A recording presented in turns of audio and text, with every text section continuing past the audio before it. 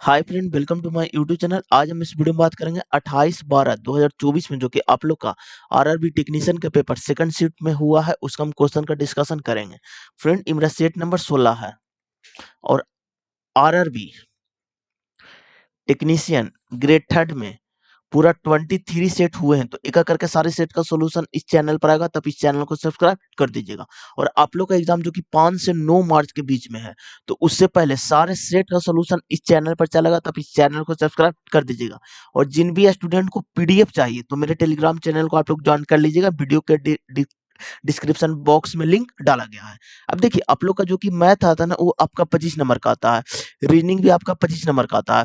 Science आपका 40 number का आता है। और जी के प्लस करंट अफेयर बच्चे आपका 10 नंबर का आता है। पूरा आपका 100 नंबर का पेपर होता है। 90 मिनट का समय दिया जाता है और इसका कट ऑफ बहुत ज्यादा जाता है। तो आप लोग को कम से कम जो कि रो मार्क्स 85 प्लस आप लोग को करना पड़ेगा, तब जाकर करके आपका फाइनल सिलेक्शन हो पाएगा। तो जिन भी स्टूडेंट को पीडीएफ से चाहिए तो मेरे टेलीग्राम चैनल को आप लोग ज्वाइन कर लीजिएगा। वीडियो का डिस्क्रिप्शन बॉक्स में लिंक डाला गया है। अब चलते हैं क्वेश्चन को वन बाय वन। अब देखिए, ये तो आपका करंट अफेयर है बच्चे। अब देखिए, सभी विद्यालय महाविद्यालय हैं। तो सभी विद्यालय, तो यहाँ पर लिखिए विद्यालय। देखिए, अब इंडिकेट कर दीजिए, ठीक है। विद्यालय के एस से और महाविद्यालय को एम से, महाविद्यालय को एम से और विश्वविद्यालय को यू से। तो सभी विद्यालय महाविद्यालय हैं, तो एम से। आगे बढ़िए बच्चे। कोई महाविद्यालय विश्वविद्यालय नहीं है, यानी यूनिवर्सिटी नहीं है। अब देखिए बच्चे, कुछ महाविद्यालय विद्यालय नहीं है, तो कुछ महाविद्यालय विद्यालय नहीं है, स्कूल नहीं है। कुछ महाविद्यालय विद्यालय नहीं है, कुछ महाविद्यालय स्कूल नहीं है। नहीं बच्चे, बच्चे ये तो है ना, तो ये आपका सही हो जाएगा। कुछ विद्यालय विश्वविद्यालय हो सकते, कुछ विद्यालय विश्वविद्यालय कैसे हो सकते, तो ये गलत हो जाएगा। जो कि ऑप्शन मेरा आपका थर्ड हो जाएगा। चलिए नेक्स्ट क्वेश्चन की ओर चलिए। ये तो आपका कोडिंग डिकोडिंग है बच्चे। अब देखिए बच्चे, इसका ऑप्शन मेरा आपका 4 हो जाएगा। चलिए नेक्स्ट क्वेश्चन की ओर। अब देखिए, यदि 4 अंक की संख्या इतना 6 से विभाज्य है तो जेड का अधिकतम मान क्या हो जाएगा। एक बार मैं आप लोग को विभाज्यता के नियम रिवीजन करवा देता हूँ। अब देखिए, 2 का विभाज्यता के नियम कि जिसका इकाई स्थान पर 0, 2, 4, 6 और 8 आ जाए, उस संख्या 2 से कट जाएगा। 3 का कट की सम ऑफ ऑल द डिजिट, अगर वो संख्या 3 से कट रहा है तो संख्या 3 से कट जाएगा बच्चे। अब देखिए, 4 आप कैसे लिखते हैं, तो 2 की पावर 2 आप लिखते हैं। तो अगर आपका इकाई और दहाई अंक दोनों, अगर वो संख्या 4 से कट रहा है तो संख्या 4 से कट जाएगा। 5 में जिसका इकाई स्थान पर 0 या 5 आएगा, उस संख्या 5 से कट जाएगा। अब देखिए, 6 अब 2 और 3 का अभाज्य संख्या का मल्टीपल है, तो जो संख्या 2 और 3 दोनों से कटेगा वो संख्या 6 से कट जाएगा। अब देखिए, 8 आप कैसे लिखते हैं, तो 2 के पावर 3 लिखते हैं। तो इकाई, दहाई और सैकड़ा, अगर वो तीनों अंक 8 से कटेगा तो संख्या 8 से कट जाएगा। अब देखिए, 9 आप कैसे लिखते हैं, तो 3 का स्क्वायर 9 लिखते हैं। तो सम ऑफ ऑल द डिजिट, अगर वो संख्या 9 से कटेगा तो संख्या 9 से कट जाएगा। अब देखिए, 10 है जो कि इकाई स्थान पर 0 आएगा, वो संख्या 10 से कट जाएगा। अब देखिए, 11 का है कि अल्टरनेट डिजिट का डिफरेंट, अगर वो 0 या फिर 11 का मल्टीपल चलेगा तो वो संख्या 11 से कट जाएगा। ये आपका विभाज्यता का नियम है बच्चे, और बहुत यूज होता है बच्चे। अगर कोई भी स्टूडेंट को याद करने में कुछ भी प्रॉब्लम है, तो एक बार मैं आप लोगों को फिर से रिवीजन करवा देता हूँ। अब देखिए बच्चे, 2 के पावर 1 होता है तो 2 होता है, तो इकाई स्थान पर अगर वो संख्या 2 से कटेगा तो संख्या कट जाएगा। अब 4 कैसे लिखते हैं बच्चे, तो 2 के पावर 2, तो इकाई और दहाई अंक, अगर वो संख्या 4 से कटेगा तो संख्या 4 से कट जाएगा। अब देखिए, 8 कैसे लिखते हैं बच्चे, तो 2 के पावर 3 लिखते हैं। तो इकाई, दहाई, सैकड़ा, तीनों अंक, अगर वो संख्या 8 से कटेगा तो संख्या 8 से कट जाएगा। अब देखिए, अगर 16 पूछा जाए तो 2 के पावर 4 होता है बच्चे। तो अगर इकाई, दहाई, सैकड़ा और हजार चारों अंक अगर 16 से कटेगा तो संख्या 16 से कट जाएगा। अब देखिए, 3 आप कैसे लिखते हैं, तो 3 के पावर 1 लिखते हैं, तो 3। तो अगर वो संख्या सम ऑफ ऑल द डिजिट, अगर वो संख्या 3 से कटा तो 3 से कट जाएगा। अब देखिए, 9 आप कैसे लिखते हैं, तो 3 का स्क्वायर लिखते हैं। तो सम ऑफ ऑल द डिजिट, अगर वो संख्या 9 से कटा तो संख्या 9 से कट जाएगा। अब रेलवे में 27 तक पूछा गया है बच्चे। तो 3 के पावर 3 आप लिखते हैं तो 27 से, तो सम ऑफ ऑल द डिजिट, अगर वो संख्या 27 से कटा तो संख्या 27 से कट जाएगा बच्चे। देखिए रेलवे ने इसलिए पूछा ना कि बहुत सारे टीचर पढ़ाते हैं ना, तो 3 के पावर 1, 3 के पावर 2, तो 3 के पावर 3 भी मतलब कि बता देते हैं। इसलिए क्वेश्चन आप लोग से मतलब कि हमेशा एग्जाम में मतलब कि आता है। अब चलते हैं क्वेश्चन की ओर। अब देखिए यदि 4 अंकीय संख्या इतना 6 से विभाज्य है, तो अंक जेड का अधिकतम मान क्या हो जाएगा? अब यहाँ पर आप फोकस कीजिएगा बच्चे, अधिकतम मान बोला है। तो 6 का हम क्या बोले थे कि जो संख्या 2 और 3 दोनों से कटेगा वो संख्या 6 से कट जाएगा। तो 2 से तो कट रहा है, अब 3 का मतलब क्या है, तो 4 3 7 1 8, ठीक है बच्चे 8। अब देखिए बच्चे ये ऑप्शन से आप आइएगा, तो अधिकतम 4 रखिए, अधिकतम क्या है 7 है, तो 7 रखिएगा बच्चे, तो 8 7 15, जो कि ऑप्शन नंबर आपका 4 में है। चलिए नेक्स्ट क्वेश्चन की ओर। अब देखिए यदि शब्द इतना प्रत्येक स्वर को अंग्रेजी वर्णमाला क्रम में उसके ठीक पहले वाले अक्षर से बदल दिया जाए, तो जो शब्द है उसको पहले आप लिखिए, FRIENDLY। क्या बोला है? प्रत्येक स्वर को अंग्रेजी वर्णमाला क्रम में उसके ठीक ठीक पहले वाले अक्षर से बदल दिया जाए। स्वर को पहले वाले अक्षर से, तो आई से पहले क्या होता है? एच आता है, ई से पहले डी आता है बच्चे, ठीक है। और देखिए, और प्रत्येक व्यंजन को अंग्रेजी वर्णमाला क्रम में उसके ठीक बाद वाले अक्षर से बदल दिया जाए, तो एफ के बाद क्या होता है? जी होता है, एफ जी। और एस, एन एन के बाद ओ आता है, डी के बाद ई आता है, डी ई, हाँ। एल के बाद एम आता है बच्चे, और बाई के बाद आपका मतलब कि जेड आता है। अब देखिए उसके बाद वाले अक्षर से बदल दिया जाए, तो इस प्रकार बने अक्षर के समूह में कितने अक्षर 2 बार आएंगे? तो यहाँ पर देखिए बच्चे कितने अक्षर 2 बार आ रहे हैं बच्चे, तो एक भी अक्षर ऐसा नहीं है बच्चे कि जो कि 2 बार आ रहे हैं, यानी कि पेयर में बच्चे, जो कि ऑप्शन नंबर आपका 1 हो जाएगा। चलिए नेक्स्ट क्वेश्चन की ओर। अब देखिए उपरोक्त श्रृंखला में ऐसे कितने प्रतीक है, ऐसे कितने प्रतीक हैं, ठीक है, जिनमें से प्रत्येक के ठीक पहले एक प्रतीक है, इसके पहले भी एक प्रतीक है, और ठीक बाद भी एक विषम संख्या, इसके बाद भी एक विषम संख्या है। देखिए बच्चे दो प्रतीक के बाद एक विषम संख्या होना चाहिए बच्चे। तो यहाँ पर देखिए बच्चे यहाँ पर दो प्रतीक है, एक बाद में आपका सम संख्या, विषम नहीं है बच्चे, तो ये तो होगा ही नहीं बच्चे, ये भी नहीं होगा बच्चे, तो एक भी नहीं है बच्चे, यानी कि 0 है बच्चे। और एक इंपॉर्टेंट बात है बच्चे, इस टाइप के क्वेश्चन आप एग्जाम में आराम से बनाएगा बच्चे, क्योंकि गलती होने का चांस सबसे ज्यादा रहता है। चलिए नेक्स्ट क्वेश्चन की ओर। ये तो आपका करंट अफेयर है। अब देखिए बच्चे इसमें आपका क्या हो रहा है, तो मतलब देखिए 17 है, 20 है, 26 है, 35 है, और आपका 47 है। तो यहाँ पर +3 है, +6 है, +9 है, +12 है। तो अगला +15 हो जाएगा, जो कि आपका 62 आ जाएगा। ऑप्शन नंबर आपका 4 में। चलिए नेक्स्ट क्वेश्चन की ओर। अब देखिए एक निश्चित कूट भाषा में इतना कितना लिखा जाता है, इतना कितना लिखा जाता है, तो उसी कूट भाषा में आई एन को कैसे लिखा जाएगा बच्चे? तो इस टाइप के भी क्वेश्चन रेलवे ने बहुत पूछा है बच्चे, और ये क्वेश्चन पहले आपका मतलब कि 2019 से पहले आपका बैंक में आता था, तो बैंक से कॉपी किया गया है। अब देखिए इन इसमें भी है और इन इसमें भी है, दोनों में कॉमन कौन है बच्चे? तो यहाँ पर WS है और यहाँ पर भी आपका WS है, इसलिए ऑप्शन नंबर आपका 1 हो जाएगा। चलिए नेक्स्ट क्वेश्चन की ओर।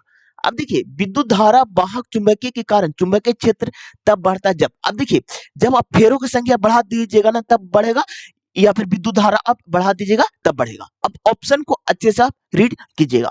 यहाँ पर देखिए कुंडली के फेरों की संख्या को कम करके, कभी नहीं होगा बच्चे, जब आप कम कीजिएगा ना तो चुंबकीय क्षेत्र भी कम हो जाएगा, तो पहला गलत हो जाएगा। कुंडली में प्रवाहित धारा को कम करके, जब धारा कम कीजिएगा तो चुंबकीय क्षेत्र भी घट जाएगा। कोई कोई कुंडली से दूर जाकर, जब कुंडली से दूर जाएगा ना तो चुंबकीय क्षेत्र उत्पन्न ही नहीं होगा, तो फोर्थ वाला तो ऑटोमेटिकली गलत हो गया। अब देखिए कुंडली में प्रवाहित धारा को बढ़ाकर, एकदम सही, इस ऑप्शन में आपका 2 हो जाएगा। चलिए नेक्स्ट क्वेश्चन की ओर। अब देखिए पौधे का निम्नलिखित में से कौन सा भाग कायिक प्रबंधन में भाग नहीं लेता है बच्चे? अब देखिए कायिक प्रबंधन में कौन कौन भाग लेता है, ये आप याद कर लीजिएगा बच्चे, और इससे रिलेट करके क्वेश्चन बहुत पूछे जाते हैं। पहला आपका जो कि जड़ होता है, ठीक है, सेकंड में आपका तना होता है, तना, और थर्ड में आपका पत्ती होता है। अब देखिए 3 का एग्जाम्पल भी आप लोग याद मतलब कि रखेगा बच्चे, बहुत सारे एग्जाम में एग्जाम्पल भी आप लोग से पूछा जाता है। अब देखिए बच्चे अब बोलेगा कि सर एग्जांपल कौन कौन है, तो एक सेकंड बच्चे।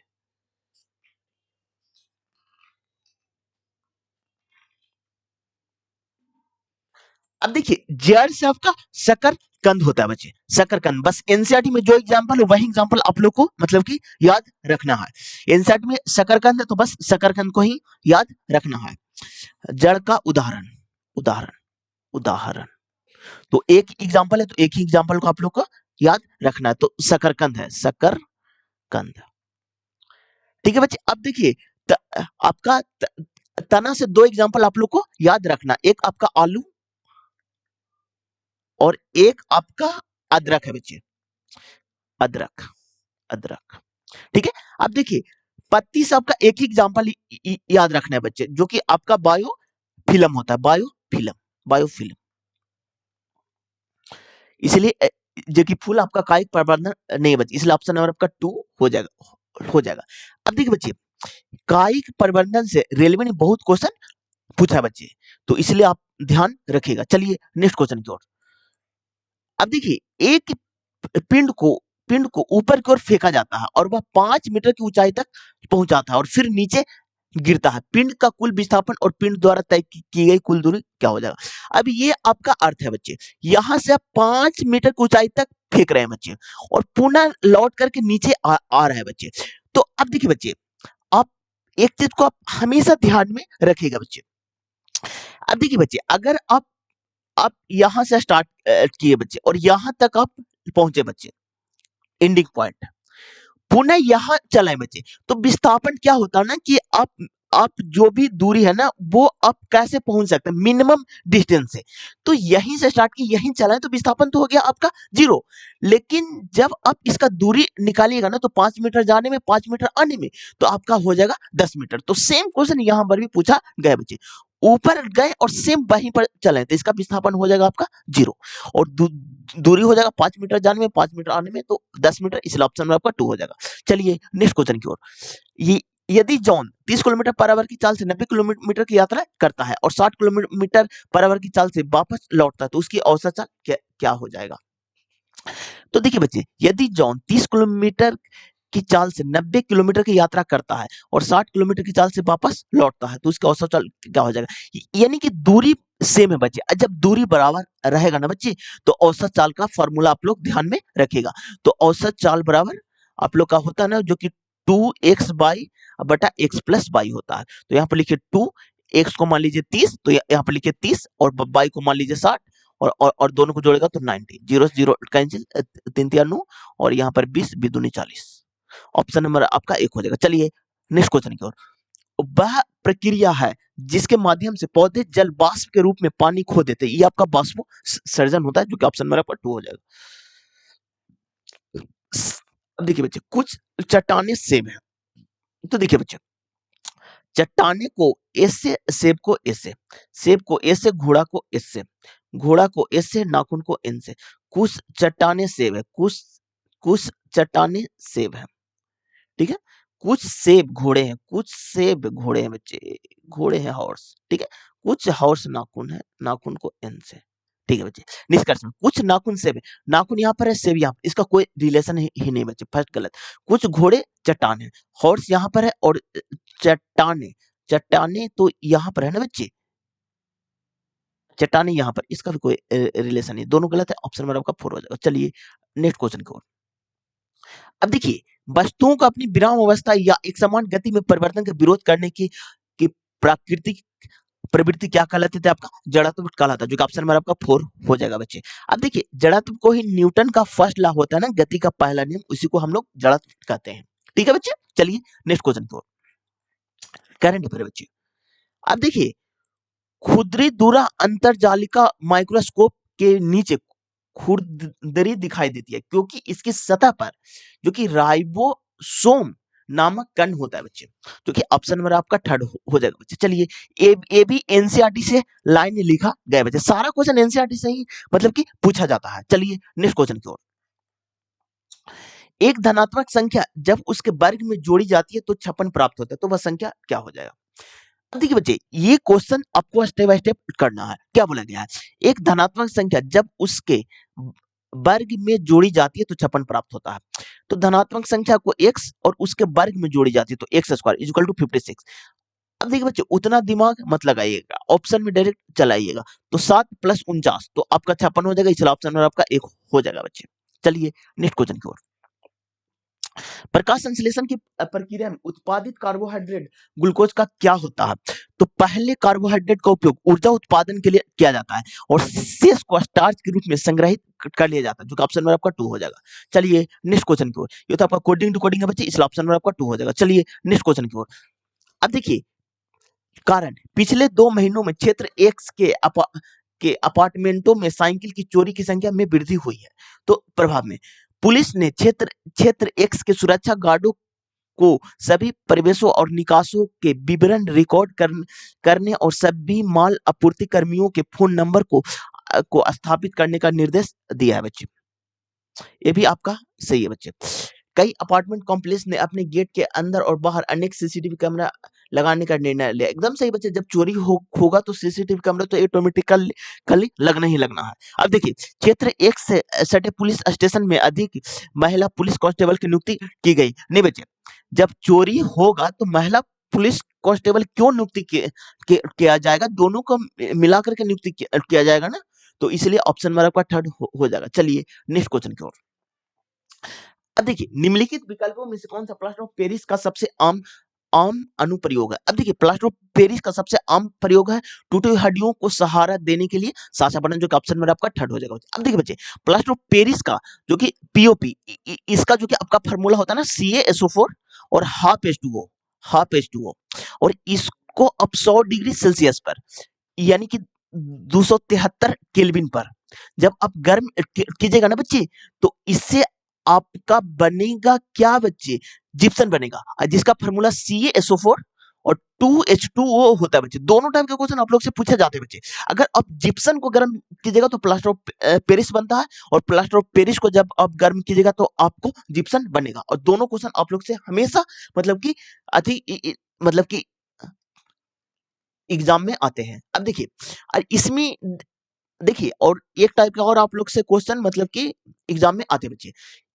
देखिए टूटी हुई हड्डियों को सहारा देने के लिए साचा बना, जो कि ऑप्शन में आपका थर्ड हो जाएगा। चलिए नेक्स्ट क्वेश्चन की ओर। अब देखिए 13 प्रोटॉन और 14 न्यूट्रॉन वाली किसी परमाणु की द्रव्यमान संख्या क्या है? तो यहां पर देखिए बच्चे ये आपका कार्बन है जो कि 6 और 12 होता है, ठीक है। अब देखिए कार्बन में आप लोग को कंफ्यूजन होता है बच्चे, तो कैल्शियम वाला एग्जांपल हम ले लेते हैं। कैल्शियम का 20 होता है और 40 होता है बच्चे। तो ये आपका प्रोटॉन आपका 20 होता है बच्चे और इलेक्ट्रॉन भी आपका 20 होता है बच्चे। लेकिन यहाँ पर जब चार्जेस रहेंगे ना तब इसका नंबर चेंज हो जाता है बच्चे। और न्यूट्रॉन का मतलब क्या होता है ना, ये दोनों का सब्ट्रैक्ट करके होता है बच्चे, जो कि 20 होता है बच्चे, ठीक है। अब देखिए बच्चे इसमें परमाणु संख्या यानी कि ये वाला आप कैसे निकाल सकते हैं बच्चे? तो आप प्रोटॉन प्लस न्यूट्रॉन को जोड़ करके बच्चे, तो परमाणु द्रव्यमान संख्या, परमाणु द्रव्यमान is equal to proton plus neutron. तो प्रोटॉन आपका 13 है और न्यूट्रॉन आपका 14, दोनों को जोड़ेगा बच्चे तो 27 आ जाएगा। ऑप्शन नंबर 2 में है। चलिए नेक्स्ट क्वेश्चन की ओर। ये तो आपका करंट अफेयर बच्चे। चलिए आगे। अब देखिए बच्चे ए का ई से क्या संबंध है? ई से क्या संबंध है? तो ई यहां पर है बच्चे, ए आपका यहां पर है बच्चे। मल्टीप्लाई का अर्थ क्या है? तो बहन है बच्चे, ठीक है। प्लस का अर्थ क्या है? तो मां है बच्चे। तो बहन की मां, सॉरी जो लिखा हुआ है ना पहले आप लिखिए, तो मल्टीप्लाई का अर्थ यहां पर बहन हो गया, ठीक है बच्चे। अब देखिए प्लस का अर्थ है मां, तो मेरी बहन की मां हमको भी मां लगेंगी। अब देखिए माइनस का अर्थ क्या? तो माइनस का अर्थ है पति। तो मां के पति आपको मतलब कि पापा लगेंगे। अब देखिए प्लस का अर्थ क्या है? तो मां, तो पापा की मां आपको दादी लगेंगी, जो कि पिता की मां, जो कि ऑप्शन में आपका थर्ड में है। चलिए नेक्स्ट क्वेश्चन की ओर। अब देखिए समुच्च इतना में दूसरी सबसे बड़ी और दूसरी सबसे छोटी अभाज्य संख्या का योग क्या हो जाएगा बच्चे? अब देखिए देखिए बच्चे समुच्च इतना में दूसरी सबसे बड़ी और दूसरी सबसे छोटी अभाज्य संख्या का योग, तो एक तो 61 हो गया बच्चे, बच्चे 62 63 भी कट रहा है। अब देखिए बच्चे अभाज्य संख्या निकलता कैसे है? तो एक फार्मूला आप लोग हमेशा दिमाग में रखेगा, 6 प्लस माइनस 1 होता है बच्चे। तो तो 10 से तो हो गया, 11 रखेगा तो 11 से 66, 66 में से एक गया तो 65, और 66 में से एक जुड़ेगा तो आपका 67 होगा बच्चे। ठीक है, 67 नहीं कट रहा है बच्चे। अब देखिए बच्चे, यहाँ पर कितना हो गया, 15 छक्का 90, 16 छक्का 96। हाँ, तो 16 छक्का 96 में से एक घटाइएगा तो 95, और 96 में से एक जोड़ेगा तो 97 होगा बच्चे। तो एक आपका कितना हो जाएगा, तो 97।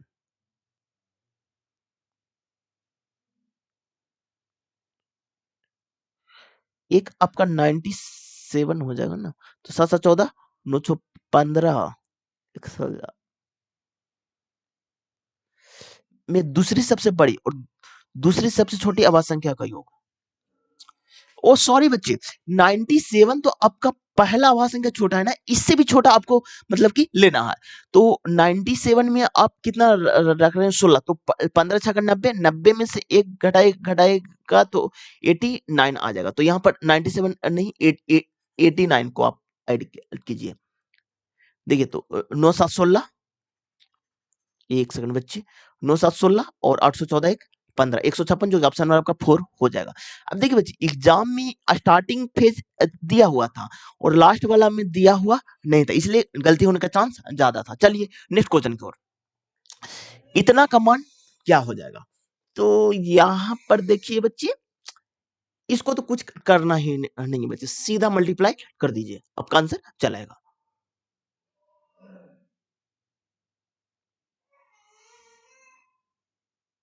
अब देखिए, नहीं तो 0.5 आप कॉमन लीजिए, नहीं नहीं डायरेक्ट मल्टीप्लाई कीजिए, छोड़िए, एक सेकंड बच्चे। अब देखिए, यहाँ पर 5/10 मल्टीप्लाई 106/10 माइनस 2/10 गुने 14/10 बटा 4/10, बस कुछ नहीं करना बच्चे। 106 गुने 5 कीजिएगा तो 530 होगा, और माइनस 28 हो जाएगा, और बटा 10, और इधर भी 4/10, तो 4 तो ऊपर चल जाएगा और 10 नीचे चलेगा बच्चे। तो इसको मल्टीप्लाई आप कर दीजिएगा, तो कितना हो जाएगा, 502 गुने 4/10, इसको मल्टीप्लाई कीजिएगा ना, तो 8 हो जाएगा, और 5 8 हो जाएगा, 0 और 5 20।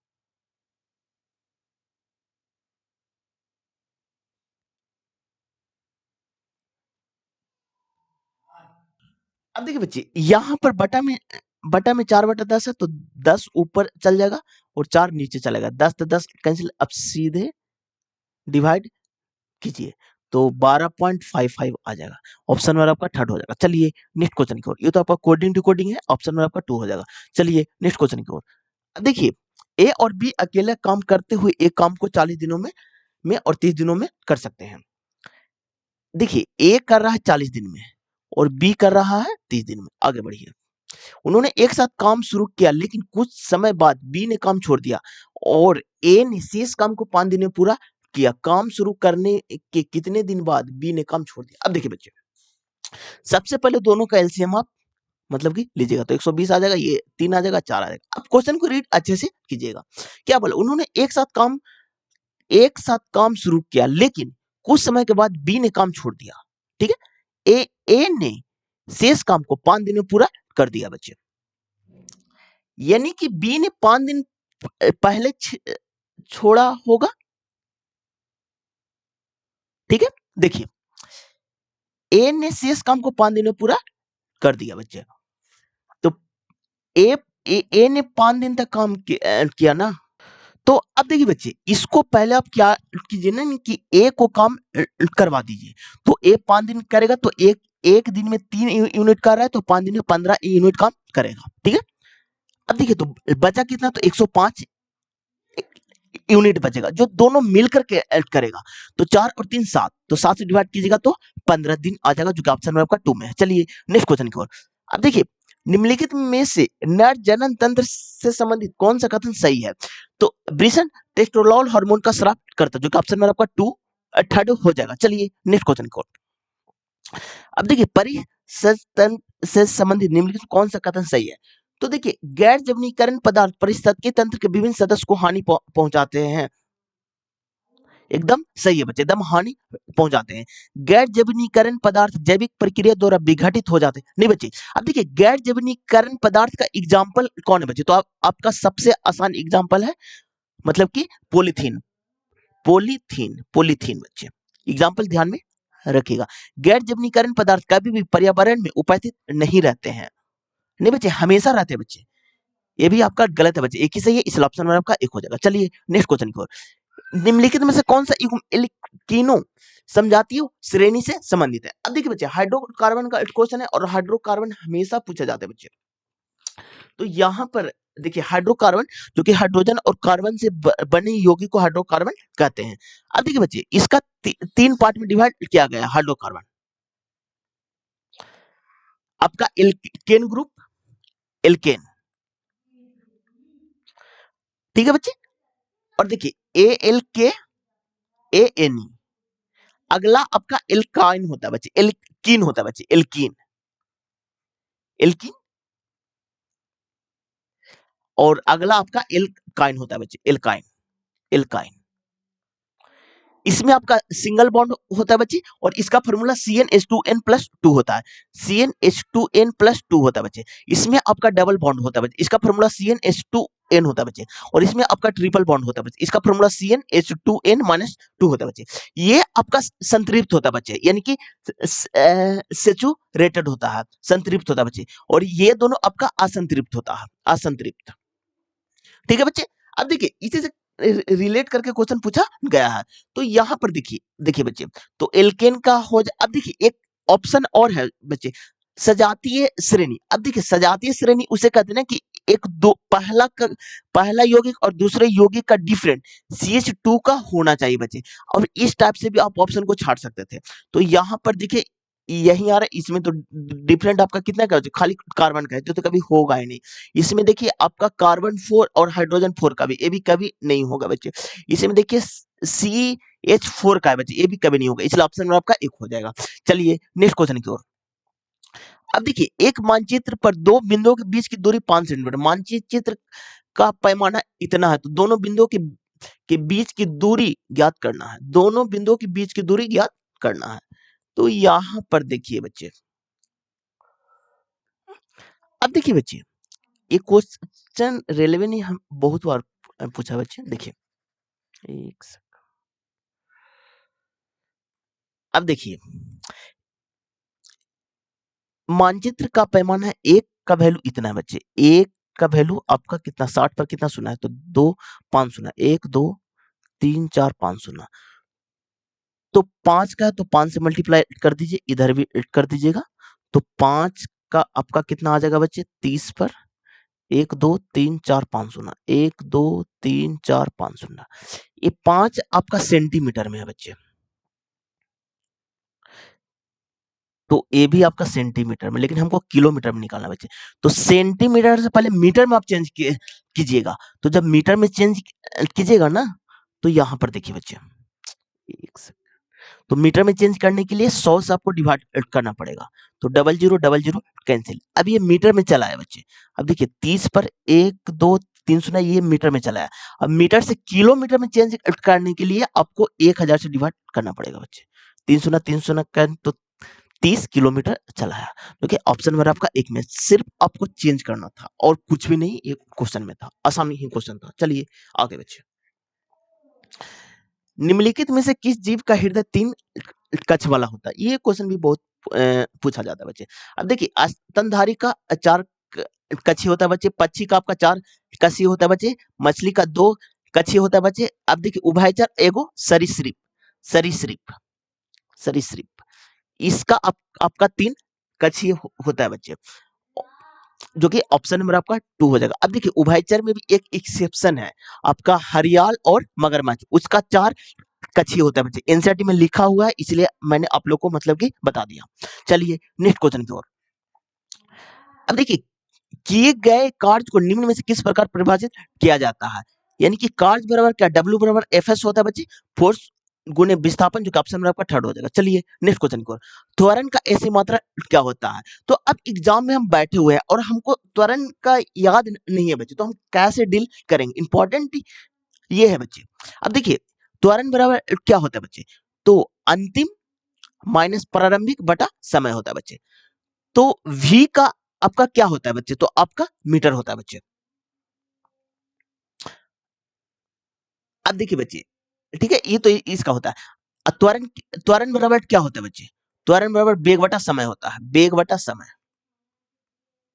तो वेग को क्या होता है बच्चे? तो मीटर पर सेकंड होता है बच्चा, समय को सेकंड होता है बच्चे। तो कर देंगे मीटर पर सेकंड स्क्वायर, जो कि ऑप्शन नंबर आपका थर्ड में। ये आपका त्वरण का फार्मूला होता है बच्चे, ये भी आप लोग ध्यान में रखिएगा बच्चे, इससे भी क्वेश्चन पूछे जाते हैं। ठीक है, चलिए नेक्स्ट क्वेश्चन की ओर। निम्नलिखित में से कौन सा एक विलयन का गुणधर्म नहीं है? तो देखिए, निस्पंदन छानने की प्रक्रिया द्वारा विलय के कणों को विलयन से पृथक किया जा सकता है। नहीं बच्चे, एकदम ये गलत है, जो कि ऑप्शन नंबर आपका एक हो जाएगा। जब भी आपको विलयन का एग्जांपल बोले ना, तो आपको चीनी पानी का एग्जांपल ध्यान में रखना है। अगर आपको कोलाइड का एग्जांपल बोले ना, तो आपका चौक और पानी का एग्जांपल ध्यान में मतलब कि रखना है।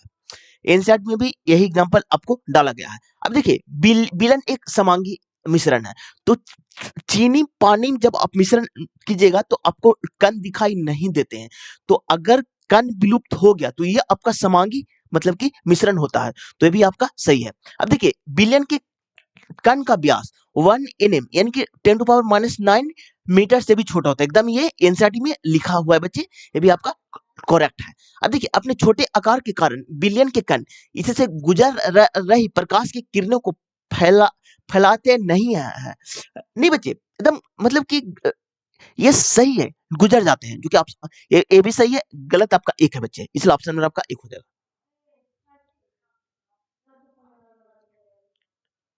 चलिए नेक्स्ट क्वेश्चन की ओर।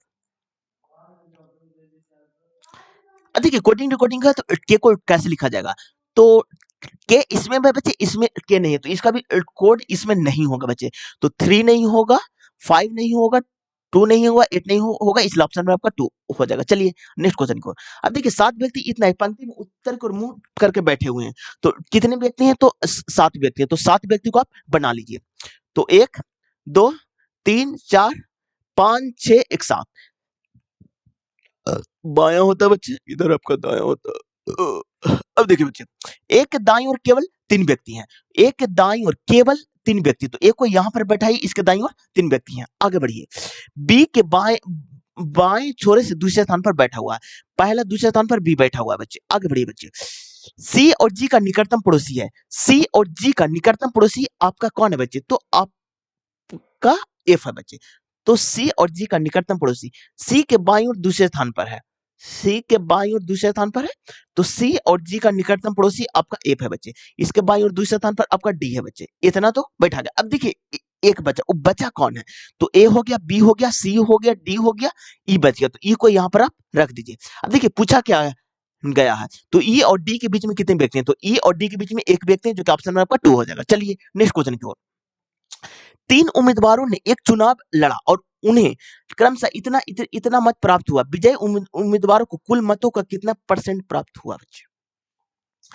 अब देखिए बच्चे, सबसे पहले आप डिसीजन लीजिएगा कि इसमें विनर कौन है बच्चे। तो विनर आपका 12,120 वाला है बच्चे। तो लिखिए 12,120। और पूरा वोटिंग कितना हुआ है बच्चे? तो सबको जोड़ दीजिए बच्चे। तो 12,120 और 70 44, देखिए बच्चे, जो भी है सबको जोड़ना पड़ेगा बच्चे। और 10 36, आंसर आपका आराम से चलेगा। 4 4 10 और 4 2 6 और 3 9 9 हो गया। और यहाँ पर 1 हो गया, 7 2 9 1 10 और यहाँ पर 1 1 2, यानी कि 20,190। और परसेंटेज के बदले 100, बस इतना ही आपको करना था। डबल जीरो से जीरो कैंसिल बच्चे। तो विजयी उम्मीदवार को कुल मतों का कितना परसेंट प्राप्त हुआ? यही तो है बच्चे। अब देखिए बच्चे, जो तो अब देखिए बच्चे, ये कितना से कटेगा? 9 3। तो देखिए बच्चे, डिवाइड जब कीजिएगा ना, तो आपको एक एग्जैक्ट नहीं आ रहा है, अप्रॉक्स आ रहा है बच्चे, जो कि आपका 60.029 आ रहा है बच्चे। यानी कि अप्रॉक्स आपका 60% आ रहा है, जो कि ऑप्शन नंबर आपका एक में है। मेथड यही है बच्चे, इसलिए ऑप्शन नंबर आपका एक हो जाएगा। चलिए नेक्स्ट क्वेश्चन की ओर। अब देखिए, यहाँ पर प्लस 3.8 किया है, 21 में प्लस 3.8 कीजिएगा, जो कि ऑप्शन में आपका थर्ड हो जाएगा। चलिए नेक्स्ट क्वेश्चन की ओर। निम्नलिखित में से कौन सा पदार्थ के कणों को अभिलक्षणी गुण नहीं है? तो देखिए बच्चे, पदार्थ के 3 गुण होते हैं, ये एनसीईआरटी में भी आप लोग का लिखा हुआ है। अब देखिए ये गुण कौन कौन है, तो इनके बीच रिक्त स्थान होता है, ये भी आपका सही है बच्चे। ये एक दूसरे को आकर्षित करते हैं, ये भी आपका सही बच्चे। ये निरंतर गतिशील होते हैं, ये भी आपका सही बच्चे। लेकिन ये आकार में बहुत बड़े होते हैं, नहीं बच्चे, ये छोटे होते हैं बच्चे, ये आपका गलत है, इसलिए ऑप्शन में आपका 2 हो जाएगा। चलिए नेक्स्ट क्वेश्चन की ओर। ये तो आपका कोडिंग डिकोडिंग का है, इसलिए ऑप्शन में आपका 1 हो जाएगा। चलिए नेक्स्ट क्वेश्चन की ओर। अब देखिए ए की आयु बी की आयु की दोगुनी है। अब देखिए बी की आयु सी की आयु की 1/3 है, तो ए बी सी की आयु का योग 42 वर्ष है, तो ए और बी की आयु का योग क्या हो जाएगा? अब देखिए बच्चे, ए की आयु बी की आयु की दुगनी है, तो ए बी लिखिए, बी की आयु की दुगनी है, तो बी को 1 होगा तो ए का 2 हो जाएगा। बी की आयु, ठीक है, सी की आयु की 1/3 हो जाएगा बच्चे। तो यहां पर देखिए बच्चे, तो बी बटा सी इज इक्वल टू 1/3 हो जाएगा। तो सी को यहां पर रखिए और बी के सामने बी, तो 1 हो जाएगा, 3 हो जाएगा बच्चे। इसका रेशियो निकाल कर तो 2:1:3 हो जाएगा। यदि ए बी सी की आयु का योग 42 वर्ष है, तो यहाँ पर रेशियो कितना आ रहा है? रेशियो जब भी आएगा ना, आपको उसको x मानना है बच्चे। तो यहाँ पर देखिए 3 2 5 1 6, तो 6x इज इक्वल टू 42, तो x बराबर हो गया 7। अब देखिए ए और बी के आयु का योग क्या हो जाएगा? तो ए का 2 है बच्चे और बी का आपका 1 है बच्चे, तो 2 1 3 हो गया, तो 3 से मल्टीप्लाई कर दिए तो आपका 21 वर्ष, जो कि ऑप्शन में आपका थर्ड में है। चलिए नेक्स्ट क्वेश्चन की ओर। अब देखिए 7 व्यक्ति इतना पंक्ति में उत्तर को मुंह करके बैठे हो, तो कितने व्यक्ति बैठे हुए बच्चे? तो 7 व्यक्ति हैं। तो 1 2 3 4 5 6 7, इधर आपका बायां हो जाता है और इधर आपका दायां हो जाता है। आगे बढ़िए। क्यू के दाईं ओर केवल 2 व्यक्ति हैं, क्यू के दाईं ओर केवल 2 व्यक्ति हैं बच्चे। क्यू और बी के बीच में 2 व्यक्ति हैं, क्यू और बी के बीच में 1 2, तो बी यहां हो जाएगा। आगे बढ़िए। एफ और पी के बीच में 2 व्यक्ति हैं, एफ और पी के बीच में 2 व्यक्ति बच्चे। जब भी आपको सीटिंग अरेंजमेंट वाला क्वेश्चन दिखेगा ना बच्चे, तो आप जो फिक्स रिलेशन है उसको आप पहले मतलब कि लिखेगा। तो यहाँ पर नहीं मेरे पास एफ है, नहीं मेरे पास पी है, तो इसको हम ऐसे ही छोड़ देंगे। अब देखिए पी क्यू के ठीक बाईं ओर बैठा हुआ है, क्यू के ठीक बाईं ओर बैठा हुआ है बच्चे, तो बाईं ओर पी यहां हो जाएगा। अब देखिए पी और एफ के बीच में 2 व्यक्ति हैं, तो 1 2, तो एफ यहां भी हो सकता है, 1 2, तो एफ यहां भी हो सकता है। तो दोनों कंडीशन है, तो इसको अभी हम होल्ड पर रखेंगे। अब देखिए आगे बढ़िए। आर के ठीक दाईं ओर बैठा हुआ है, आर के ठीक दाईं ओर बैठा हुआ है बच्चे, तो आर के ठीक दाईं ओर ई को बैठा दीजिए। अब अब यहां पर 2 को छोड़ करके पी को बैठा दीजिए बच्चे, 1 2, तो एफ को यहां बैठा दिए। अब देखिए सारा तो बैठ गया, बचा कौन है? तो ए बच गया, तो ए को यहां पर रख दीजिए। पूछा क्या गया? पंक्ति के बाईं छोर से तीसरे स्थान पर, तो पहला दूसरा तीसरा स्थान पर ए है, जो कि ऑप्शन में आपका थर्ड हो जाएगा। चलिए नेक्स्ट क्वेश्चन की ओर। अब देखिए बच्चे, यहाँ पर क्या हो रहा है? 47 दूनी कितना होता है बच्चे?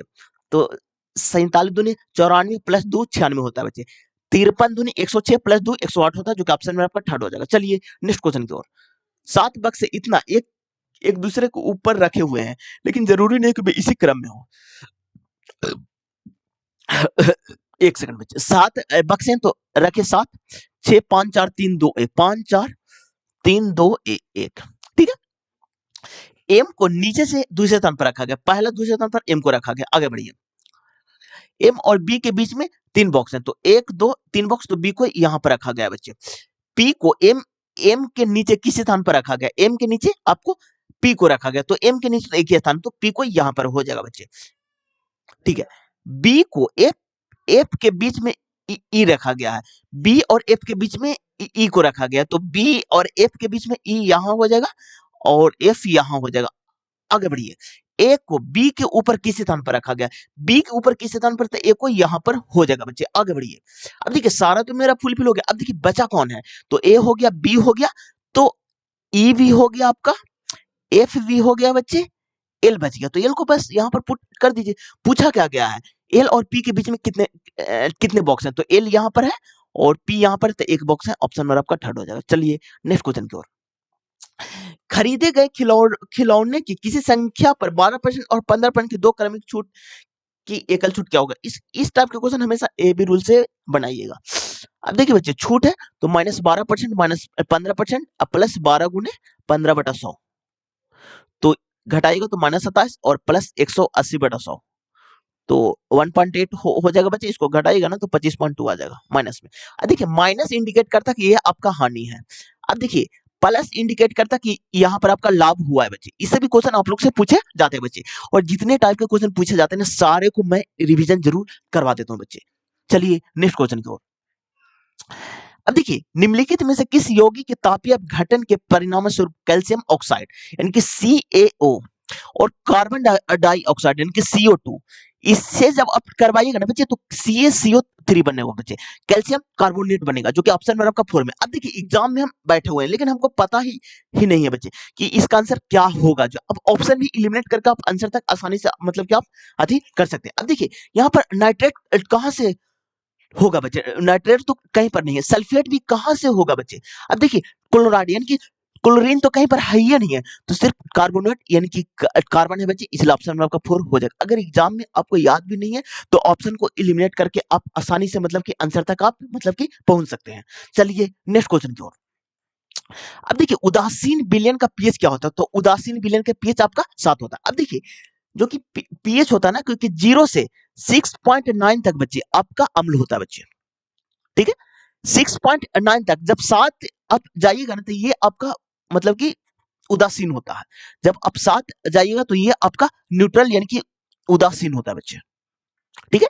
अब देखिए 7.1 से, ठीक है, और 14 तक ये आपका क्षारीय होता है बच्चे, क्षारीय, ठीक है बच्चे। अब देखिए जब आप अम्ल को 0 से बढ़िएगा ना तो आपको 3 0 से जैसे बढ़ेगा ना तो अम्ल आपका घटते जाएगा। मतलब वो नहीं बचे, मतलब कि जो कि स्ट्रॉन्ग अम्ल सबसे ज्यादा 0.1 में है, सबसे ज्यादा स्ट्रॉन्ग 0 में है, उससे थोड़ा सा कम स्ट्रॉन्ग 0.1 में है बच्चे, ठीक है बच्चे। इसी तरह से लेकिन क्षारीय में अलग है बच्चे, सबसे कम वीक आपका 7.1 होगा बच्चे, उससे थोड़ा सा स्ट्रॉन्ग 7.2 होगा बच्चे, और सबसे कम जो कि वीक स्ट्रॉन्ग होगा ना बच्चे वो 14 होता है बच्चे। ये भी क्वेश्चन आप लोग से पूछा गया बच्चे, इसलिए मैंने आप लोग को रिवीजन करवा दिया। तो उदासीन विलयन का पीएच आपका 7 हो जाएगा, जो कि ऑप्शन नंबर आपका 4 में। चलिए नेक्स्ट क्वेश्चन, ये तो करंट अफेयर है। अब देखिए इस टाइप के जब भी क्वेश्चन दिखे ना तो आप सीधा स्क्वायर मतलब कि कर दीजिएगा। अब यहाँ पर देखिए बच्चे, तो x square plus y square plus 2xy is equal to 16 का स्क्वायर 256 होता है बच्चे। तो एक्स स्क्वायर बाई स्क्वायर का वैल्यू हमको निकालना है बच्चे। अब देखिए 48 दूनी 96, तो डायरेक्ट 96 हम घटा देते बच्चे, घटाइएगा ना तो 160 आ जाएगा। ऑप्शन मेरा आपका थर्ड में। चलिए नेक्स्ट क्वेश्चन की ओर। निम्नलिखित में से कौन सा कथन गलत है। अब देखिए बच्चे ये आपको रिप्रोडक्शन वाला चैप्टर है, और रिप्रोडक्शन वाला चैप्टर इतना इंपॉर्टेंट है ना कि अगर आप एलपी का एग्जाम दीजिएगा, देखिए बच्चे एक बार हम बता देते हैं, 2 क्वेश्चन कंफर्म मिलेगा बच्चे। टेक्नीशियन का एग्जाम दीजिएगा तो आप मान के चलिए 4 क्वेश्चन कंफर्म है बच्चे। जेई का एग्जाम दीजिएगा तो 3 क्वेश्चन मान के चलिए कंफर्म है बच्चे। तो रिप्रोडक्शन वाला चैप्टर आप लोग अच्छे से रीड कीजिएगा बच्चे, और कुछ नहीं एनसीईआरटी में जितना भी एग्जाम्पल है सारे को आप अच्छे से मतलब कि याद कर लीजिएगा। एग्जाम्पल से ही क्वेश्चन मतलब कि पूछे जाते हैं। अब देखिए अमीबा में विखंडन के दौरान 2 कोशिकीय का विभाजन किसी भी तल में हो सकता है, एकदम ये सही है बच्चे, ठीक है। प्लाज्मोडियम द्विखंडन द्वारा एक साथ कई संतति कोशिकाएं में विभाजित होती है, नहीं बच्चे ये गलत है बच्चे। लिस्मेनिया में द्विखंडन एक निर्धारित तल में होता है, ये भी आपका सही है बच्चे। इष्ट कोशिका से छोटे मुकुल उभर कर कोशिका से अलग होते हैं बच्चे तथा स्वतंत्र रूप से वृद्धि करते हैं, ये भी आपका सही है बच्चे, जो कि ऑप्शन नंबर आपका 2 हो जाएगा। चलिए नेक्स्ट क्वेश्चन की ओर। अब देखिए निम्नलिखित में से कौन सा विद्युत धारा परिनालिका के चारों ओर चुंबकीय क्षेत्र के बारे में सत्य है। परिनालिका के भीतर चुंबकीय क्षेत्र एक समान होता है, एकदम सही है बच्चे। अब देखिए परिनालिका के बाहर का चुंबकीय क्षेत्र परिनालिका के भीतर के चुंबकीय क्षेत्र के परिणाम का समान होता है, नहीं बच्चे, बाहर का अलग होगा अंदर का अलग होगा बच्चे, लेकिन अंदर वाला का समान होता है, ठीक है। परिनालिका के चारों ओर का चुंबकीय क्षेत्र एक दंड चुंबक के चारों ओर के चुंबकीय क्षेत्र के समान होता है, ये भी आपका सही बच्चे, जो कि ऑप्शन में आपका 4 हो जाएगा। चलिए नेक्स्ट क्वेश्चन की ओर। अब देखिए जब कोई पिंड गुरुत्वाकर्षण के अंतर्गत स्वतंत्र रूप से गिरता है तो निम्नलिखित राशियों में से कौन सी राशि अस्थिर नहीं रहती है बच्चे। अब देखिए बच्चे, जो कि आपका द्रव्यमान हमेशा मतलब कि बराबर रहता है बच्चे, तो ये तो ऑप्शन कभी होगा नहीं बच्चे। तो त्वरण तो एक ही रहेगा बच्चे, और जी का मान कहीं पर भी चल जाएगा तो वही होता साबनी गुरुत्वाकर्षण नियतांक, यानी कि जी का वैल्यू आपका 6.67 गुने 10⁻⁻11 न्यूटन मीटर स्क्वायर पर केजी स्क्वायर होता है, जो कि आप लोग ध्यान में मतलब कि रखेगा। ये आपका बड़की जी होता है।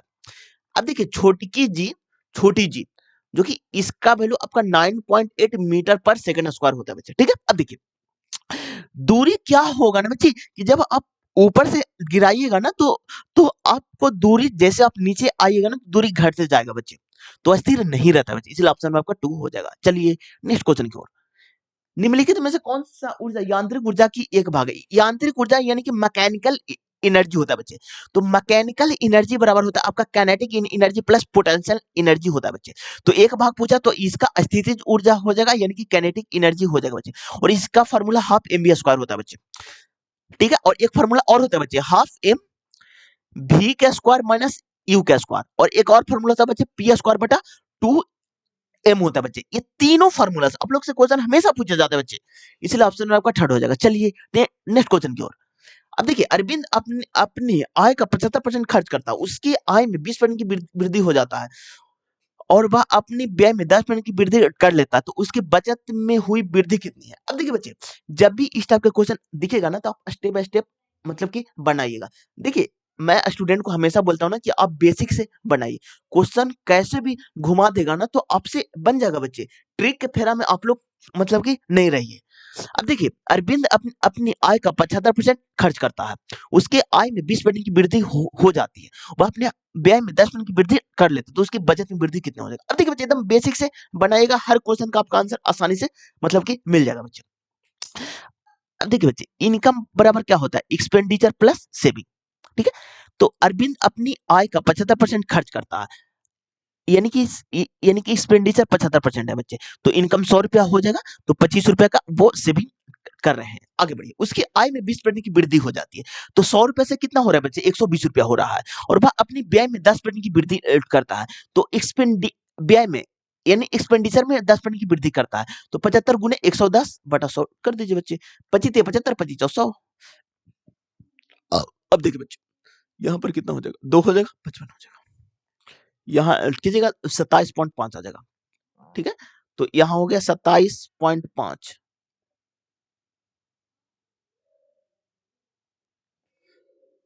एक सेकंड बच्चे, सॉरी, और 3 से तो मल्टीप्लाई मतलब कि एक सेकंड बच्चे, 3 से मल्टीप्लाई भी करना ना, देखिए मैं भी सोच रहा था। देखिए 5 15 7 कैसे 22 22 2 5 15 1 7 कैसे 22, ठीक है। 3 दूनी 6 2 8, यानी कि 82.5 82.5। अब देखिए सेविंग कितना ऐड करेगा बच्चे? 120 रुपया उसके पास था, और 82 रुपया 50 पैसा वो खर्च कर रहा है बच्चे, तो इधर हो गया 50 पैसा, और यहाँ हो गया 9, तो 7 दूनी 9, और यहाँ 11 3 37 रुपया 50 पैसा बच्चे, 37 रुपया 50 पैसा। अब देखिए तो उसकी बचत में वृद्धि होगी, सेविंग में कितना? पहले 25 रुपया खर्चा कर रहा था बच्चे, अब वो सॉरी पहले वो बचत कर रहा था 25 रुपया, अब वो 37 रुपया 50 पैसा बचत कर रहा, तो सेविंग कितना हो रहा है बच्चे?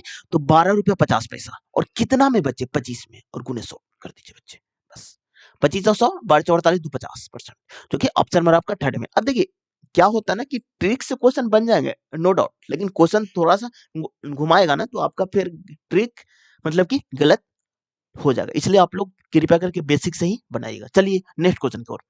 अब देखिए निम्नलिखित में से कौन सा रोग लिस्मानिया के कारण होता है? ये एनसीईआरटी में लिखा हुआ है बच्चे, लिस्मानिया के कारण आपका काला जार होता है बच्चे, जो कि ऑप्शन नंबर आपका 1 हो जाएगा। चलिए नेक्स्ट क्वेश्चन की ओर।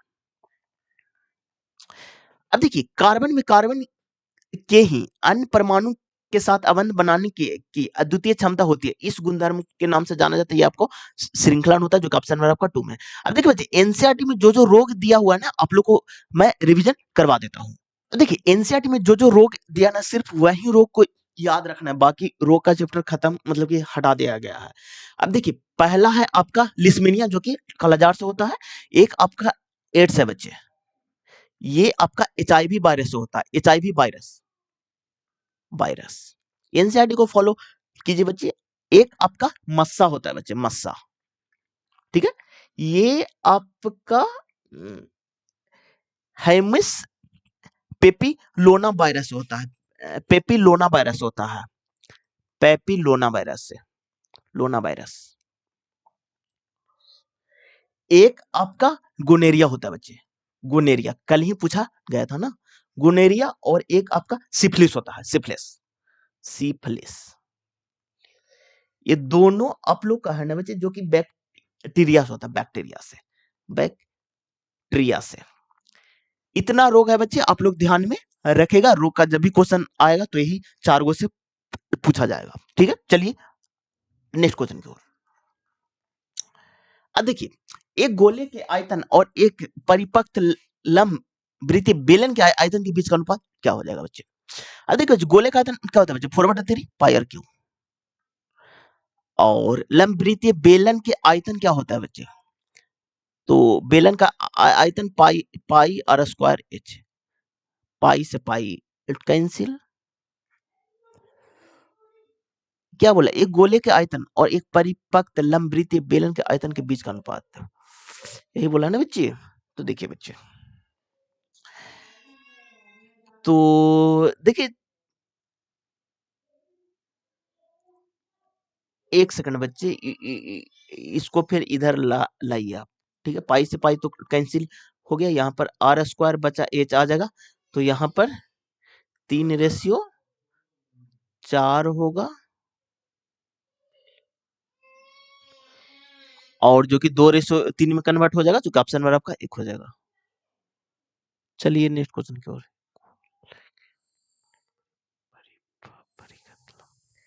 चलिए आगे। अब देखिए, थायरॉक्सिन हार्मोन को बनने के लिए किस ग्रंथि की आयोडीन आवश्यक है? जब भी आयोडीन बोले बच्चे तो आपका थायराइड ग्रंथि से, क्योंकि ऑप्शन नंबर आपका 4 हो जाएगा। चलिए नेक्स्ट क्वेश्चन को, ये तो करंट अफेयर, करंट अफेयर है बच्चे, ये कोडिंग टू कोडिंग है बच्चे, इसलिए ऑप्शन नंबर आपका 4 हो जाएगा। चलिए नेक्स्ट क्वेश्चन, करंट अफेयर है बच्चे। अब देखिए, निम्नलिखित में से कौन सा विद्युत अपघटनी अपचयित द्वारा निष्कासित किया जाता है? अब देखिए बच्चे, विद्युत अपघटनी होगा ना, जो कि हाई रिएक्टिव एलिमेंट होगा बच्चे, और रिएक्टिविटी सीरीज मैं सारे वीडियो में मैं डिस्कस करता हूं बच्चे। एक ट्रिक है बच्चे, वो ट्रिक से आप लोग याद रखिएगा। अब देखिए बच्चे, अब देखिए बच्चे, ट्रिक क्या है। अब देखिए, please stop calling me, please stop calling me A zebra, ठीक है। आई लाइक हर,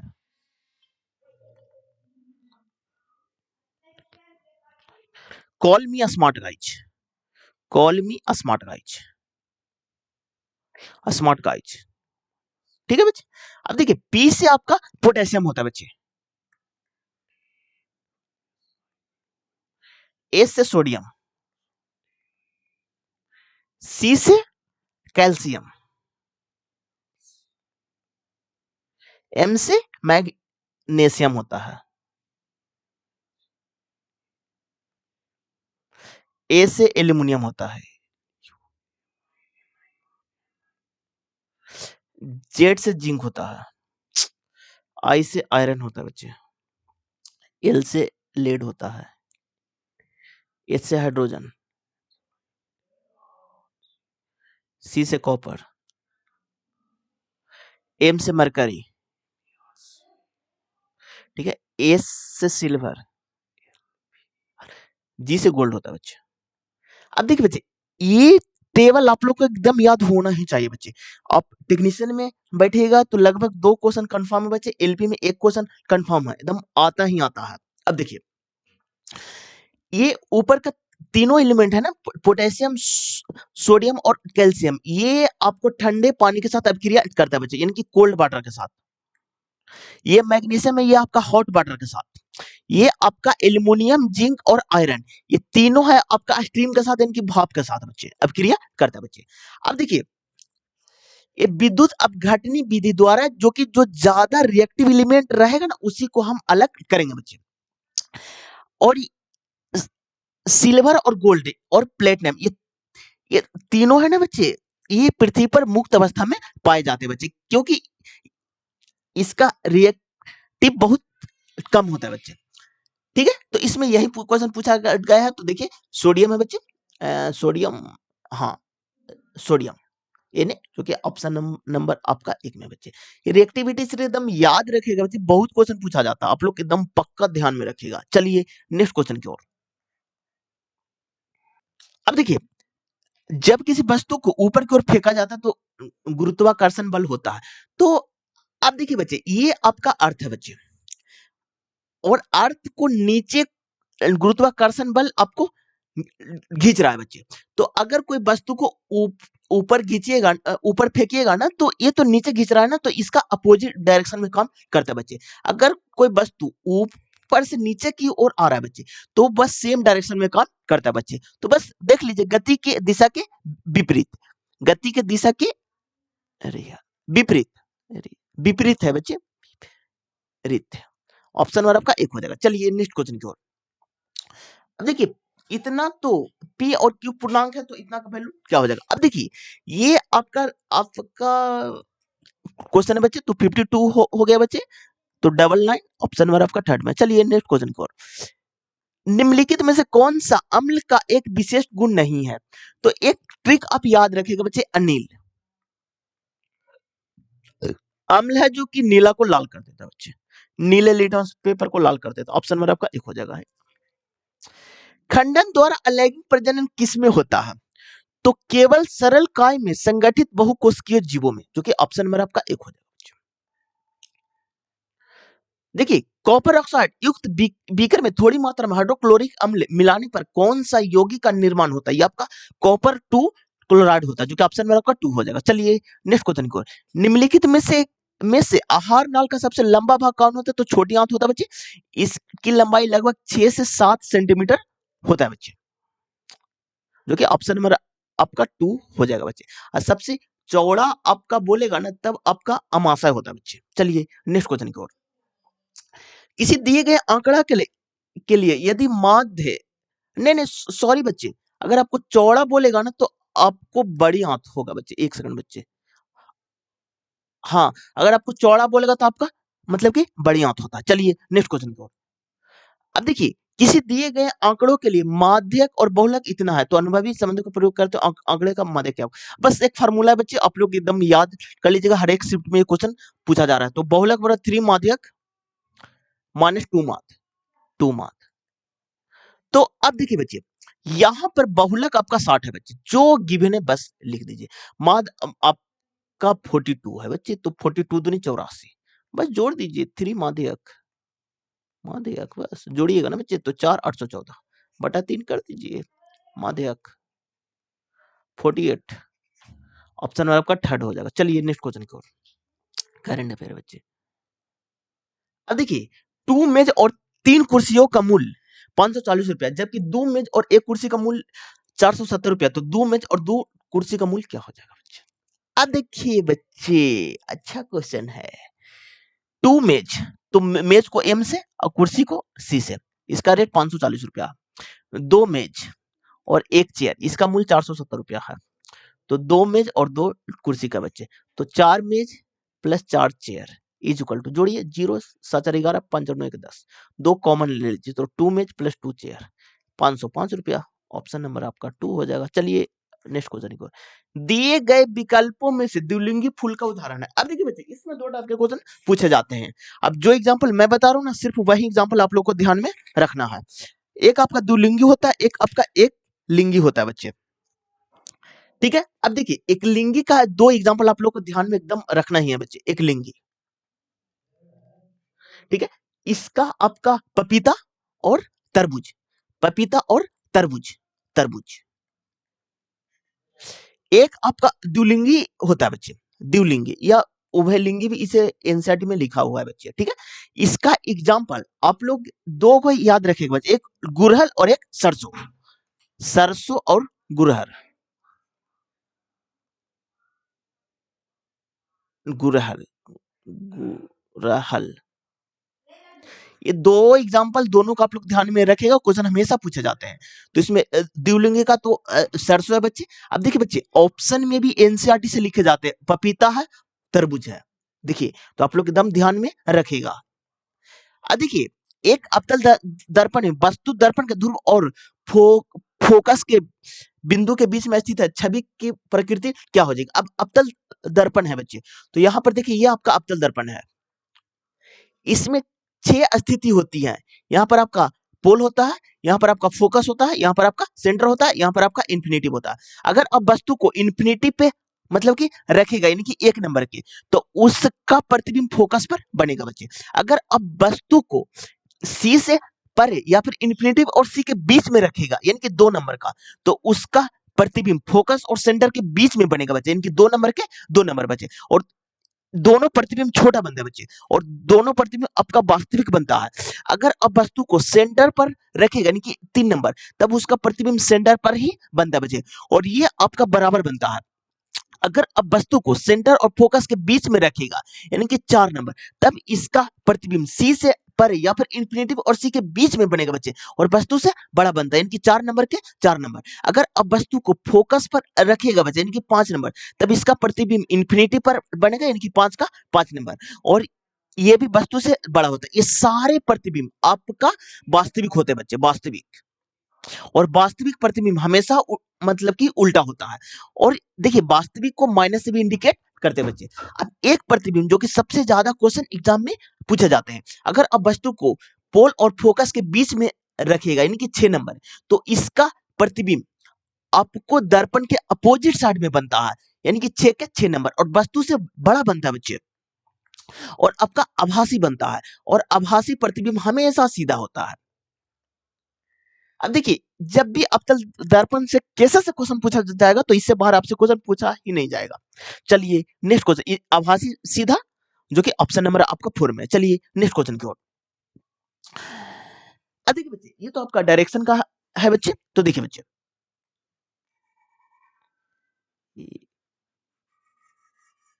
अब देखिए बच्चे, केबिन बिंदु ए से चलना आरंभ करता है और उत्तर की ओर 7 किलोमीटर, तो ए से चलना आरंभ करता है उत्तर की ओर 7 किलोमीटर, फिर वह एक साथ 2 बार दाईं ओर मुड़ता है, और क्रमशः एक बार दाईं ओर 2 मीटर, एक बार दाईं ओर 1 मीटर, फिर वह बाईं ओर मुड़ता है और 3 किलोमीटर, बाईं ओर मुड़ेगा और 3 किलोमीटर, तो इधर चलेगा बच्चे, आगे बढ़िए। फिर वह एक फिर वह एक साथ 2 बार दाईं ओर मुड़ता है, मुड़ता है प्रत्येक 3 बार, एक बार दाईं ओर यहाँ हो जाएगा और एक बार दाईं ओर यहाँ हो जाएगा बच्चे, आगे बढ़िए। वह अंतिम बार बाईं ओर मुड़ता है, वह अंतिम बार बाईं ओर मुड़ता है और बिंदु बी पर पहुंचने के लिए, 1 सेकंड बच्चे।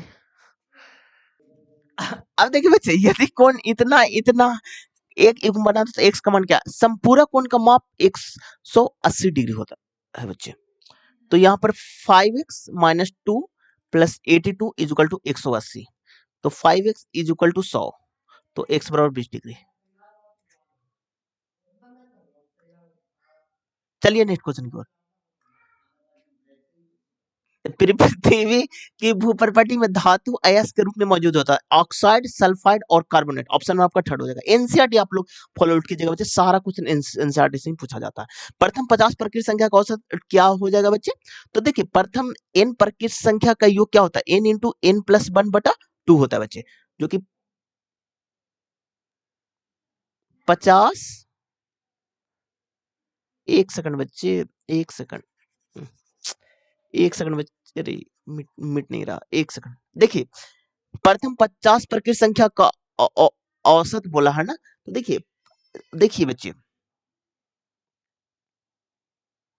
तो अब देखिए बच्चे, यहां पर अब रखिए, तो n 50 हो जाएगा, n प्लस 1 आपका 51 हो जाएगा, हो जाएगा बटा 2, एवरेज निकाला तो 50 से और आप कर दीजिए, तो हो जाएगा 51 टू 2 यानी कि 25.5।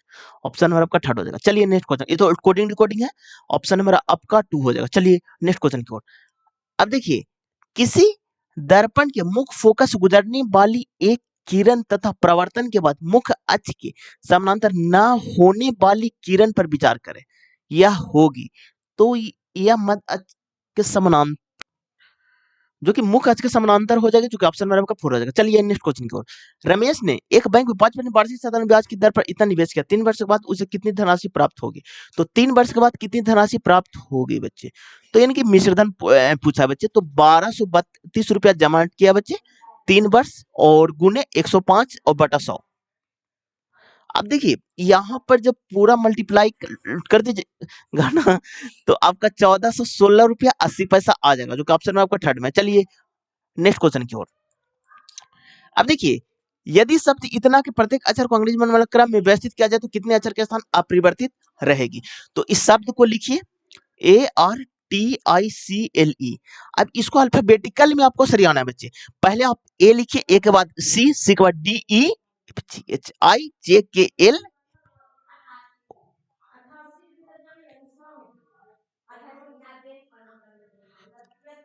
ए हो गया बच्चे, सी हो गया,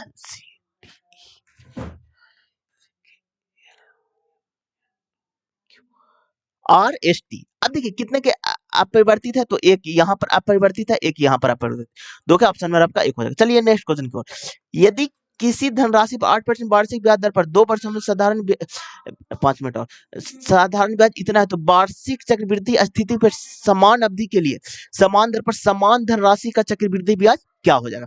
अब देखिए ये क्वेश्चन आपका कंपाउंड इंटरेस्ट का है, लेकिन देखिए बच्चे साधारण ब्याज भी दिया हुआ है। क्या बोले, यदि किसी धनराशि पर 8% वार्षिक ब्याज दर पर 2 वर्षों में साधारण ब्याज इतना है, 2 वर्षों का साधारण ब्याज इतना है, ठीक है।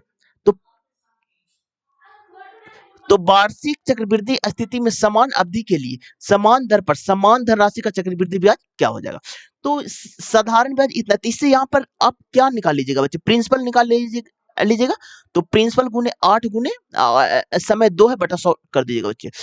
तो यहाँ से काटिए आपका 2, सॉरी 2 से काटिएगा ना, तो यहाँ पर कितना 5 हो जाएगा, 4 दूनी 8, 25 और 100 और 2 2 इसको काट दीजिए, 25 25 125 पर 00 प्रिंसिपल। अब देखिए बच्चे, चक्रवृद्धि स्थिति में समान अवधि के लिए समान दर पर समान धनराशि का चक्रवृद्धि ब्याज क्या हो जाएगा? यानी कि चक्रवृद्धि ब्याज पूछा है बच्चे। तो प्रिंसिपल इतना है और कितना परसेंट है, तो 8% है, और 2 वर्ष के लिए तो देखिए, तो यानी कि देखिए 12,500 का कितना परसेंट है बच्चे? 8%। तो यानी कि 8%, तो 8 बटा 100 तो 00 और 125 गुने 8 कीजिए, तो 8 45, हाथ में 4 बराबर 96 और 4 100, ठीक है। तो 1000 हो गया और पुनः 8% निकालिए बच्चे, तो 00 कैंसिल, तो 80 रुपया आ जाएगा। 2 वर्ष के लिए 2 गुने 1 से मल्टीप्लाई कीजिएगा बच्चे, तो यहाँ पर 0 0 5 दूनी 10 1 25, ठीक है, और यहाँ पर हो गया 80 रुपया बच्चे। तो यहाँ पर कीजिएगा गाना, तो आपका 2080 आ जाएगा, जो ऑप्शन आपको थर्ड में। चलिए ये तो करंट अफेयर है। अब देखिए ये आपका ट्रिगोनोमेट्री का है बच्चे, और सारा कट जाएगा, 0 चलेगा, जो ऑप्शन नंबर आपका 1 में है। चलिए नेक्स्ट क्वेश्चन करो। दो पिंड के बीच में गुरुत्वाकर्षण बल F है और उनमें किसी पिंड का द्रव्यमान उसका आरंभिक मान से 4 गुना तक बढ़ा दिया जाए, तो अब पिंड के बीच गुरुत्वाकर्षण बल क्या हो जाएगा? अब देखिए सीधा फार्मूला से पूछा बच्चे, F बराबर Gm1m2 बटा आर स्क्वायर होता है, तो किसी एक को 4 गुना कर देना बच्चे। तो यहाँ पर आप रखिए जी हो गया m1 m2 बटा आर स्क्वायर, इसको 4 गुना कीजिए, तो यहाँ पर हो जाएगा 4 गुना, और इसका वैल्यू तो आपका एफ है ना बच्चे, तो यहाँ पर 4f आ जाएगा, जो कि ऑप्शन नंबर आपका थर्ड में है। चलिए नेक्स्ट क्वेश्चन की ओर। अब देखिए एक बेलन के आधार की त्रिज्या और ऊंचाई का अनुपात इतना ही, यदि इसका आयतन इतना है, तो बेलन का वक्रपीठ का क्षेत्रफल क्या हो जाएगा? तो बेलन का वक्रपीठ का क्षेत्रफल 2 पाई आर एच होता है, और देखिए आयतन गिवन है, तो बेलन का आयतन क्या होता है? पाई स्क्वायर एच, तो 22/7 आर स्क्वायर एच, और स्क्वायर एच इक्वल टू कितना 9702 होता है बच्चे। तो यहाँ पर हो गया 22/7, और आर का वैल्यू कितना बच्चे? तो 3 है बच्चे, तो 3 का स्क्वायर 9x, और एच का वैल्यू आपका x हो जाएगा बच्चे 9702। अब जो कट रहा है बच्चे उसको आप सबसे पहले काट दीजिएगा बच्चे, 2 से कट गया बच्चे, 11 8 88, ठीक है। तो यहाँ पर कितना 88 हो गया ना, तो 2 यानी कि 90 हो गया, 11 8 22, ठीक है। सीधे काटिए बच्चे यहाँ से, 4 4 1 4 4 8 1 9, अब 9 से काट दीजिए बच्चे, 9 4 36 36 और 9 नंबर 81, 8 हो गए तो 9 नंबर 81 49 हो गया बच्चे। तो एक्स क्यूब बराबर 49 गुने 7, तो एक्स बराबर हो गया 7। ठीक है बच्चे, तो रेडियस आपका कितना हो गया बच्चे? तो रेडियस आपका 21 हो गया और हाइट आपका 7 हो गया। पूछा क्या बेलन का वक्रपीठ, तो बेलन का वक्रपीठ क्या होता है? तो 2 पाई आर एच होता है, 2 गुने 22/7 गुने आर। आर आपका कितना 21 है बच्चे, एस कितना है 7 है, 7 7 कैंसिल। अब देखिए बच्चे इस टाइप के क्वेश्चन में मल्टीप्लाई आपको नहीं करना बच्चे, नहीं तो बहुत लेंदी हो जाएगा। अब 21 दूनी 42, 42 दूनी 84, 84 गुने 11 कर दीजिएगा। अब 11 का मल्टीपल मैंने आपको बहुत बार बताया बच्चे, यहाँ पर 4 लिखिए, 8 4 12, हाथ में 1 8 1 9, 924 हो जाएगा बच्चे, जो कि ऑप्शन में आपका 4 में है। चलिए नेक्स्ट क्वेश्चन की ओर। अब देखिए बच्चे आज के वीडियो में इतना ही। अगर आपको वीडियो अच्छा लगा तो लाइक कर दीजिएगा, सब्सक्राइब कर दीजिएगा। Thank you friend, thank you.